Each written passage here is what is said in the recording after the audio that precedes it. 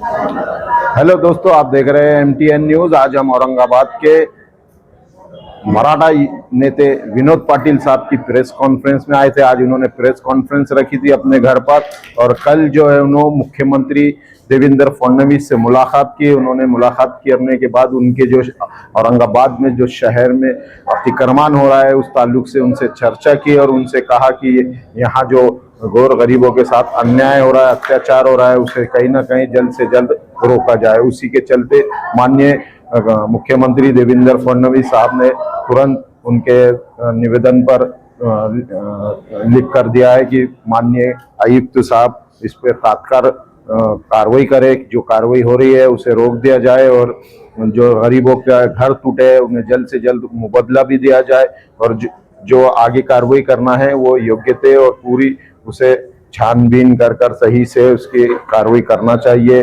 Road की marking करना चाहिए, और जो लोगों के घर जा रहे हैं तो उन्हें मुबदले की पहले उनसे बात करना चाहिए। इस तरह का जो है आज हमारे साथ विनोद पाटिल मराठा नेता, उन्होंने प्रेस ली और नागरिकों से कहा कि आप डरने की बात नहीं, और माननीय कमिश्नर जी श्रीकांत को खुली चेतावनी दे दी है। 5 दिन का अल्टीमेटम दिया है कि अगर ये 5 दिन में उन्होंने शहर में जितनी कार्रवाई की है उस कार्रवाई का पूरा डाटा जमा करके जल्द से जल्द उन्हें गरीबों को न्याय नहीं दिया गया, उनका इंसाफ नहीं किया गया, तो वो उनके घर पर आंदोलन शुरू कर देंगे 5 दिन के बाद। ये खुली चेतावनी कमिश्नर जी श्रीकांत को विनोद पाटिल ने दी है। अभी अभी प्रेस कॉन्फ्रेंस में उन्होंने ये क्लियर कर चुके हैं कि ये अगर कार्रवाई रुकती नहीं और जो भी नुकसान हुआ है गरीबों का, वो नुकसान की जल्द से जल्द भरपाई देते नहीं, मुबदला देते नहीं, तो वो 5 दिन के बाद महानगर पालिका कमिश्नर जी श्रीकांत के बंगले पर पूरे नागरिकों को लेकर आंदोलन शुरू कर देंगे। जन आंदोलन की उन्होंने चेतावनी दे दी है। 5 दिन के बाद का अल्टीमेटम दिया है कमिश्नर जी श्रीकांत को। अब देखना है आने वाले 5 दिन में क्या ये कमिश्नर जी श्रीकांत मुख्यमंत्री की बात मानते हैं या फिर अपनी ही मनमानी करते हैं। ऐसे ही हम आपको अपडेट देते रहेंगे। देखते रहिए MTN न्यूज। देखिए, मैं महाराष्ट्र के मुख्यमंत्री आदरणीय फडणवीस साहब को मिला। देवेंद्र फडणवीस साहब को मैंने विनती की, और जब मैंने उनको सारे शहर के नक्शे बताए, उन्होंने तुरंत ही निर्णय उन्होंने लिया। जो मेरा निवेदन था उन्होंने स्पष्ट कहा कि महानगर पालिका आयुक्तों को उन्हें आदेश दिया है, आप देख सकते हैं, और उन्होंने अंडरलाइन किया है कि लोगों को मुआवजा दो। महाराष्ट्र के मुख्यमंत्री कह रहे हैं कि इस पर चौकसी होना चाहिए, और चौकसी करके उस पर कार्रवाई होना चाहिए, लोगों को मुआवजा मिलना चाहिए। ये स्पष्ट हो गया है। मैं सभी शहरवासियों को स्पष्टपणे बोलना चाहूंगा कि कोई भी अभी डर के खौफ के माहौल में ना रहे। आपका अधिकार देने के लिए आपका भाई यहाँ पर खड़ा है। मैं महापालिका आयुक्तों को स्पष्टपणे कहना चाहूंगा कि आपके हमारी खानदानी दुश्मनी नहीं, आप कायदे का पालन करो। मुंबई हाईकोर्ट का आपको आदेश है, संभाजीनगर बेंच का हरसुल में आदेश है, चिकलठाना में आदेश है, उसका पालन आपने नहीं किए। जिन जिन के आपने घर तोड़े उनकी लिस्ट जारी करो, उनको कैश में मुआवजा दो, और उसके बाद नई कार्रवाई के लिए जाओ। मैं पुलिस प्रशासन को विनती करता हूँ, आयुक्त साहब को, कि पहले आपके 18 करोड़ रुपए बैलेंस है महापालिका की, और वो मांगो, नया बिल भी उनको दो, और नागरिकों के सब पेपर देखने के बाद ही आप वहाँ पे पुलिस बंदोबस्त दो। किसी ने भी डर के माहौल में नहीं रहना चाहिए। मैं महापालिका प्रशासक को यह विनती करता हूँ, आह्वान करता हूँ कि आप एक खौफ का माहौल बंद करें और तुरंत से ये कार्रवाई रोके। जिन जिन के आपने तोड़े हैं इनको आप कैश में मुआवजा दीजिए, हर्जाना दीजिए, लैंड एक्विजिशन प्रोसेस कंप्लीट कीजिए, फिर नई जगह को हाथ लगाइए। अगर आने वाले 5 दिन में आपने ये नहीं किया तो हम जितने भी लोगों के घर तोड़े इन सबको लेके आपके घर के बाहर रहने को आएंगे। इसकी आप बात ना करें। 5 दिन का आपने जो अल्टीमेटम दिया है, रोक रकम का जो आप मुआवजा मांग रहे हैं, तिजोरी में तो पैसे नहीं महानगर पालिका। फिर पैसे नहीं तो फिर क्यों तोड़े? इसका जवाब उन्होंने देना चाहिए। अगर आप तोड़ोगे, आप लोगों को मुआवजा भी नहीं दोगे, तो ये लोकशाही है या गुंडाशाही है? इसका जवाब वो देंगे। ये तोड़ने के पहले उन्होंने सोचना चाहिए था। मेरे बाजू फुलचंद भाई खड़े, इनके पास गुंटेवारी का आदेश है। मेरे बाजू चिकलठाना मुकुंदवाड़ी के लोग खड़े, इनके पास जुना आदेश है। महापालिका में हरसुल, मुकुंदवाड़ी, चिकलठाना, पड़ेगांव, मिटमिटा ये बाद में आए। पहले यहाँ ग्राम पंचायत हुआ करती थी, वहाँ गाँवठान हुआ करता था, उसका रिकॉर्ड तुम्हारे पास है। मेरे घर के सामने की विड्थ आपने 3 बार बदली है, मेरी कोई गलती नहीं है। और महापालिका ये मैप फाइनल ना होते हुए भी किससे अधिकार में तोड़ती है, इसकी जिम्मेदारी पूरी आयुक्तों पर है और सारी टीम पे है। मैं क्लर्क से लेकर प्रशासक को बोल देता हूं, अगर आप एक भी इलीगल एक्टिविटी करोगे तो आपको कायदे के सामने चौकसी को जाना पड़ेगा, इसकी आप नोंद।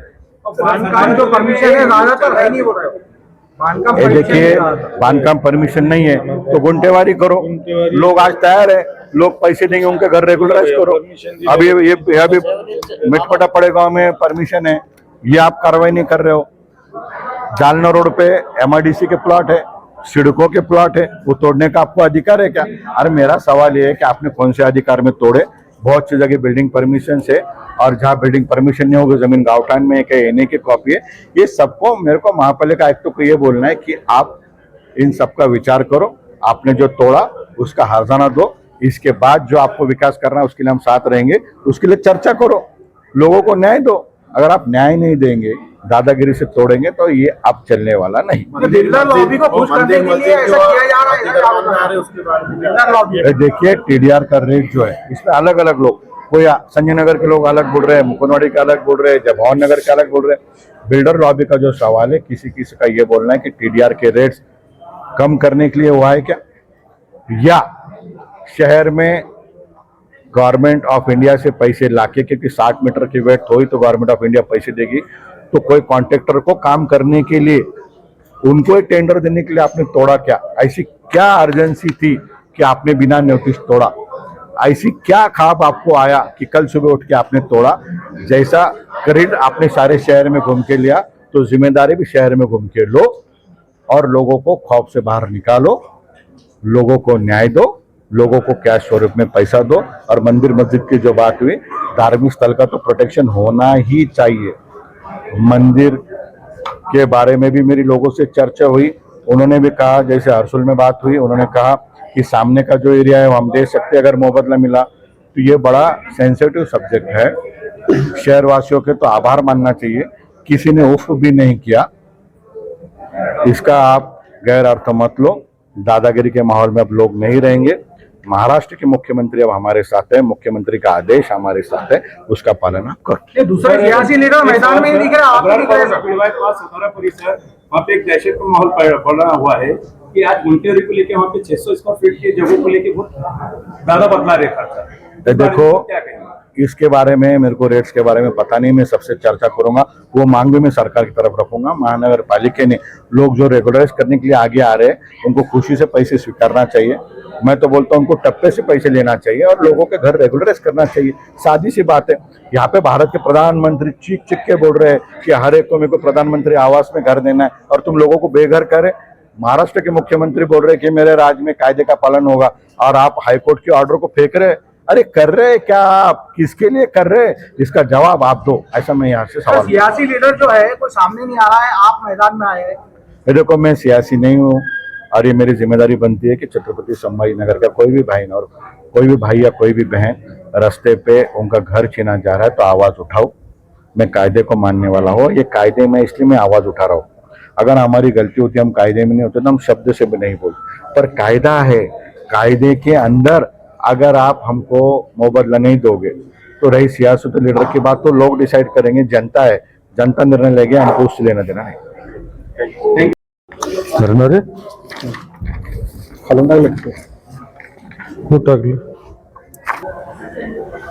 क्या कहेंगे आज जो विनोद पाटिल साहब ने मुख्यमंत्री से मिलकर आए और अतिक्रमण की कार्रवाई को रोकने के बारे में कहा है, क्या कहेंगे? महानगर पालिका ने जो कार्रवाई करी, महानगर पालिका ने कोई प्रकार की नोटिस देना था या उसको पंचनामा करना था या तुम्हारी जगह कितने जा रही क्या जा रही या लेखी जवाब देना था। दोपहर में 3 बजे आके मार्किंग करे और दूसरे बजे 8 बजे आके उन्होंने तोड़फोड़ करी। अब तुम तोड़फोड़ कर रहे, काई की कर रहे, किसकी कर रहे, क्यों कर रहे, तो मालूम होना क्या नहीं। जैसा हमारे मालूमात के लिए तुमने हमारे को नोटिस देते थे तो हमको मालूम पड़ता था। अभी महानगर पालिका से मैंने गुंठेवारी करी हुई।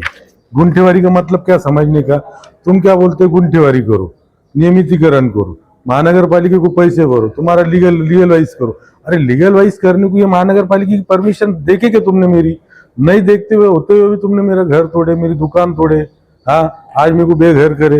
महानगर पालिका ने ये आदेश निकाले हुआ है, तुम्हारा आदेश है 2013 में मेरी गुंटेवारी वाली है, ये 2013 का आदेश है, ये कि मैंने मेरे घर पे तो नहीं छाप के लाया। हाँ, महानगर पालिका ने आयुक्तों का, जब हम आयुक्तों को ये चीज बोलने गए तो आयुक्तों ने क्या बोले कि हमने ये जो फौज फाटा लाया, ये जो गाड़ियां लाया, ये इतना सामान लाया, ये तुम्हारी सुनने के लिए नहीं लाया क्या? तुम्हारे को क्या बात करनी की बाद में बात करो। ऊपर से लोगों को क्या बोलते, तुम गुंठेवारी करो, ऊपर से उन्हेच खुद बोलते की गुंठेवारी झाली म्हणजे याचा अर्थ हा नाही का तुमचं स्वतःची मालकी झाली म्हणून, अनियमितीकरण झालं, परमिशन झालं, अशातला काही विषय नाही। जर तुमचा रोड 60 मीटरचा होता, 30 मीटरचा होता, तर तुम्ही पहिले लोकांना कळवायला पाहिजे होतं ना, ह्या साऱ्या गोष्टी आम्ही करायला होत्या, आम्हाला करायच्या आहे।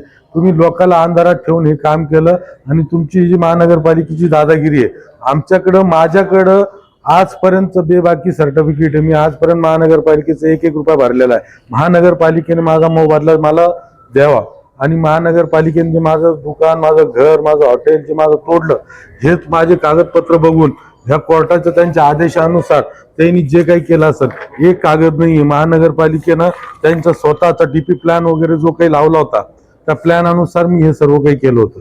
मग माझ्यावर अत्याचार का बरं केला? माझं एकच घर नव्हतं, माझे 2-2 घरं तोडले त्यांनी, आज माझ्या दुकानात तोडले त्यांनी।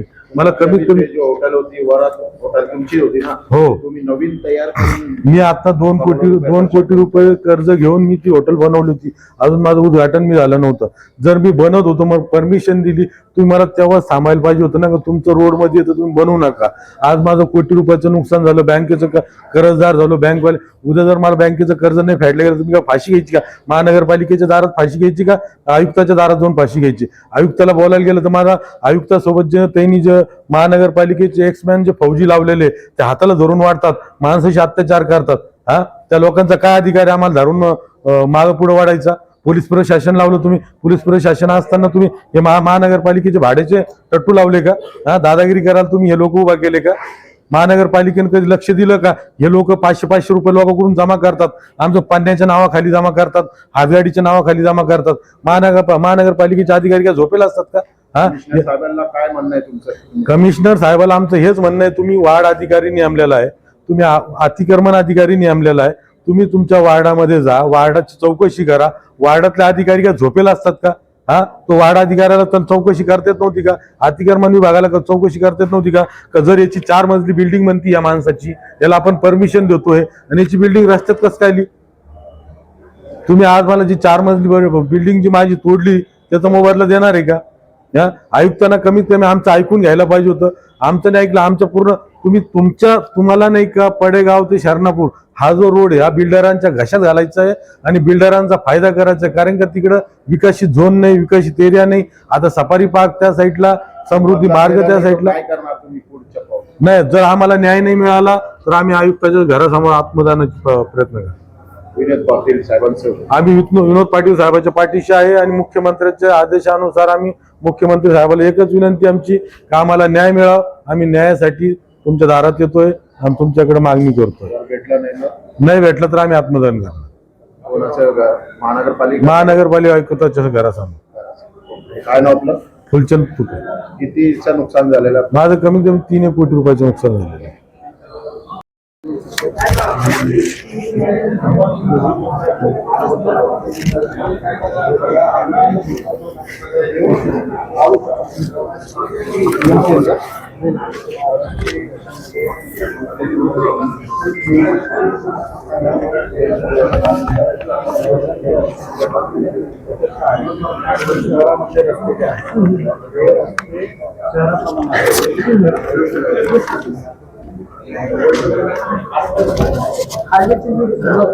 सिटीमध्ये नाही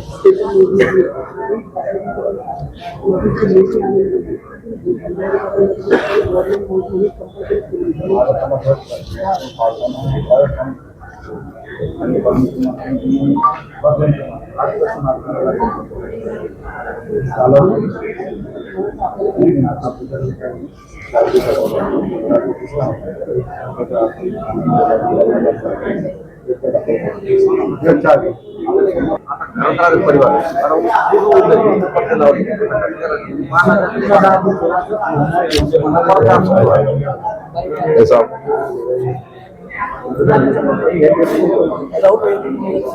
एक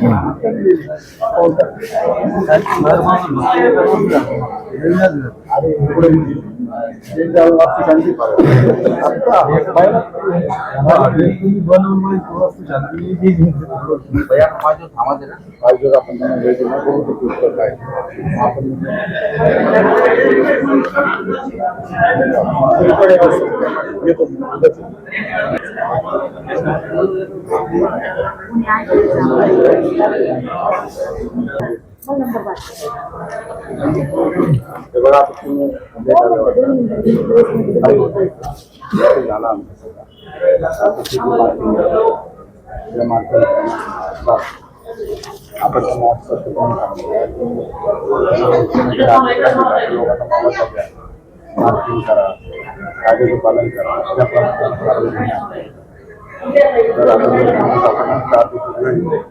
पाच दिवसात वाटतो 5 दिवसांना त्यांना तुम्हाला जर मार्केटमध्ये समजत नाही आम्हाला लगत मोबाईल झाले आमच्या चौकग्राम झालं पण तुम्ही मोबाईल देणार एक तर आपण कारवाई करून देणार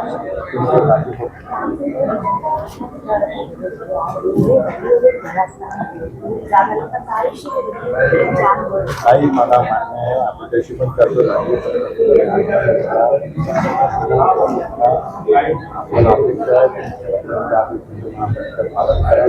जर त्यांनी तुम्ही फक्त जास्त टेन्शन घेऊ नका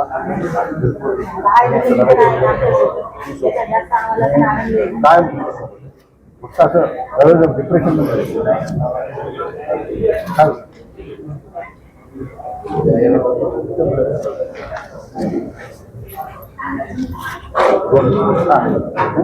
चला चालेल